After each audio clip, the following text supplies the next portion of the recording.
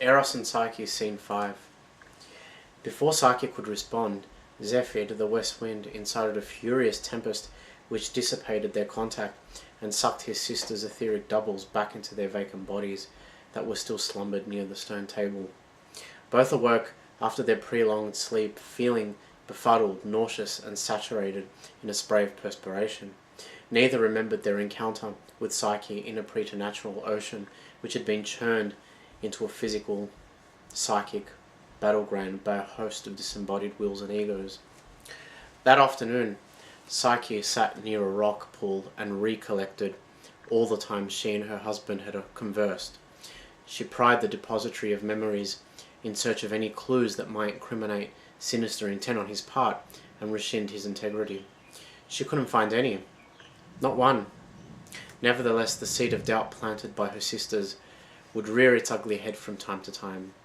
Just when she thought she had jettisoned the avenue of possible treachery, it would climb up and out from the viscous swamps of her personal unconscious. It made her stomach lurch, her heart race, and a snake of chill to coil along the back of her spine. It spun cobwebs around her judgment and induced temporary dementia.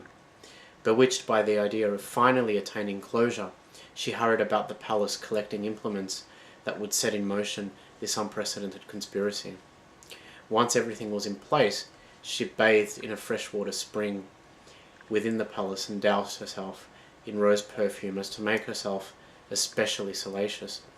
Then she crept into her corner of the bed and pulled the covers up, waiting anxiously for his appearance. She didn't feel his hand curl around her waist because she had fallen into a light sleep, dreaming of the deceitfulness she was about to endorse. However, she was jolted awake once his hands began poking and prodding about her navel. Giggling like a shy schoolgirl, Psyche turned to face him. Sweaty heat emanated from his face and body. "Did you miss me?" he asked, kissing her shoulder. "I always miss you, my love," she said, sighing. "There are never enough hours in the night." You smell amazing," he said. "What are you wearing?" "Rose perfume." "You don't really need to wear anything, Psyche," he told her. "You have the best pheromones, the best natural scent." Psyche tittered nervously. "The best natural scent on the most gorgeous girl in the universe," he said. "Did you catch anything today?" Psyche asked. "A wild deer," he said proudly. "Took a while, but I got him by the lake when he stopped for a drink of water." "Did you speak with your sisters?" "Yeah," said Psyche. "It was quite emotional for the three of us. We hadn't spoken in a long time." "I know," he said, squeezing her breasts. "That's exactly why I opened up the conduit." "I did it for you, Psyche," he said. "Only you. I actually don't trust your sisters as far as I could throw them." Psyche put her hand on his chest. "Why not?" "Because they're envious types," he said. "I've known plenty of girls like that. They see what you have, and they want it for themselves." "They were just concerned for my well-being," said Psyche. "Or made it seem like they were," he pointed out. "Come on," Psyche said, pulling away from him. "They love me. They wouldn't try and hurt me." "I've been around for a while, Psyche," he said, "and let me tell you, my love, that jealousy abounds in all hearts. Little in some, more profuse in others." "I'm not naive," said Psyche. "Oh, that I know," he said, kissing her breasts. "Did they ask anything about me?" "No." "Did they say anything against me?" "No." "Good," he said. "I would sever the connection permanently if I ever found out that they've been trying to drive a wedge between us." "They would never do that," Psyche said, grabbing his wrists and mounting him. "What's going on here?" he said. "I'm in charge of proceedings tonight, soldier." "Oh, I see," he chuckled. Psyche kissed his chest, taking each nipple into her mouth separately and teasing it with her tongue. Then she pulled the covers over them and began flicking her tongue about his shaft, which began to inflate rapidly like a helium balloon. Pinning his hands down with her own, she milked him vigorously like a powerful vacuum cleaner. "Oh," he gasped out aloud. "What's happened to you?" Psyche ran her right hand along the side of the king-size bed and pulled out a silk scarf from beneath it as she swirled her tongue around his manhood. His breath hitched, getting heavier and heavier as she bopped up and down on him. Knowing at once that he was harder than a 10-meter-long wooden telephone pole, Psyche pushed herself up and aligned their bodies for consummation. Spreading her legs wide open, she impaled herself on her husband's phallus, which was now pointing proudly upwards, and started grinding her body against his rhythmically, whilst concurrently running the scarf over his face. Oh, that feels so good. Yeah, baby, she said, grinding her pelvis against him. Give it to me, my man.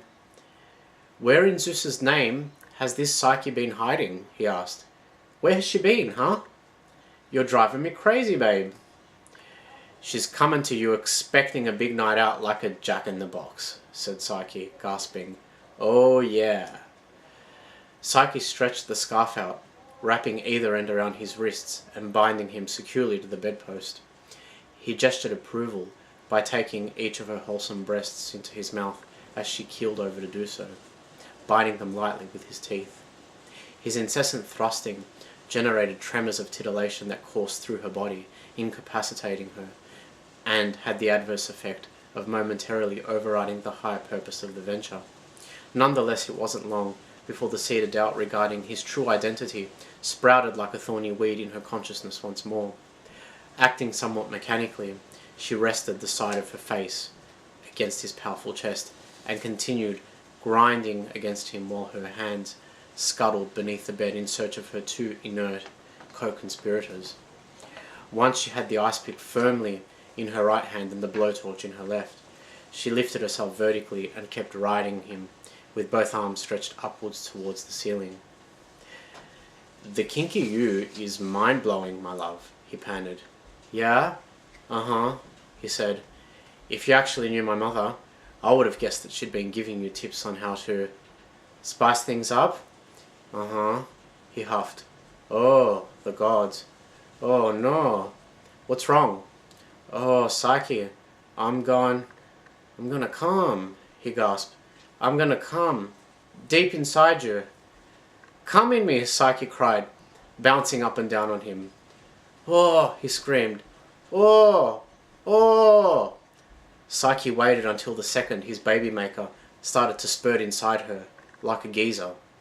Then she lit the blowtorch and drew his ice pick backwards, ready to strike the dishonest monstrosity that was orgasming beneath her.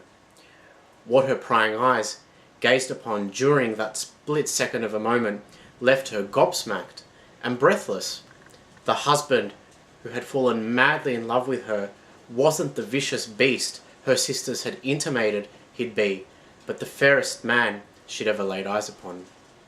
The depth and scope of his beauty made her ache inside. Psyche ached from the shame that comes from having erroneously misjudged and doubted her husband, as well as from the lasciviousness that erupts from making love to such a stunning creature. Inexplicable that he should look exactly the way she described him to her sisters also, as if the fact had been unconsciously known to her from the minute they'd met. Lost in the vortex of his orgasm, her husband's eyes remained closed, but the emanation of sudden light snapped him from his erotic reverie, and within seconds the sheer delight, transcribed all over his face, transfigured into an expression of pure horror. "What are you doing?" he cried out. Psyche screamed, dropping the ice pick on the floor and the blowtorch on his chest. "Ah, I'm burning!" "Oh no!" Psyche knocked the blowtorch onto the floor. "Do you know what you've just done, Psyche?" "I'm so sorry, my love," she sobbed. "I didn't mean to." "You betrayed me," he said. "I loved you. I believed in you. I had faith in you. I trusted you unconditionally." "It was my sisters," Psyche revealed. "They planted the seed. And all the while, you have merely pretended to reciprocate." "No," she sobbed. "That's not true." "But it is, Psyche," he said.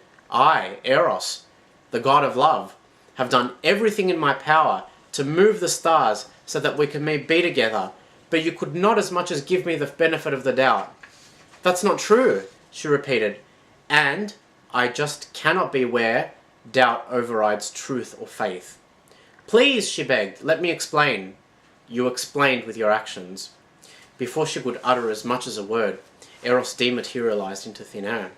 Hence Psyche was left to ponder the ensuing consequences of the tragic mistake just made in cacophonous solitude.